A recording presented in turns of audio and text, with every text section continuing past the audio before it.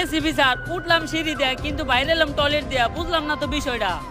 দয়া, এটা উমর অন ফায়ারের ভিডিও, এই জায়গায় যে কোনো কিছু হইতে পারে। দাঁড়ান, কে আপনারা আর চেয়ারম্যান সাহেবের বাড়িতে কি করতেছেন?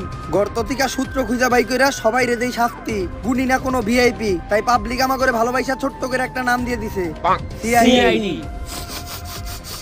অভিজিৎ, অনেকক্ষণ ধরে একটা বাজে গন্ধ পাইতাছি। স্যার আমরা এইমাত্র টয়লেট থেকে বের হইলাম, তাই পায়ে গুলাই গেছে। হাগুর লগে লগে আমি এই বাসায় ব্ল্যাক মানিরও গন্ধ পাইতাছি। নিশ্চিত এই বাসায় ব্ল্যাক মানি আছে। এসএপি স্যার, ব্ল্যাক মানি কেন? এই বাসায় কোনো কালো টাকাও নাই। কালো টাকা আর ব্ল্যাক মানি কি আলাদা আলাদা জিনিস হয়? হইতেও পারে। তারপরেও আমার বিশ্বাস হয় না, আমি এই পুরা বাড়িটাই তল্লাশি করতে চাই। এসএপি স্যার, এইবারে সবকিছু তন্ন তন্ন করে খুঁজেন, সমস্যা নাই, কিন্তু রান্নাঘরে কিন্তু কোনো টের বস্তা নাই। ব্যাকের আগে রান্না করে খোঁজ।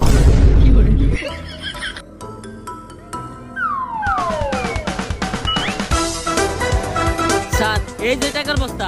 স্যার কিচেনে টের পাইছেন, ড্রামের নিচে কিন্তু কোনো টের বস্তা পাইবেন না। তাড়াতাড়ি ড্রামের ভিতরে দেখ।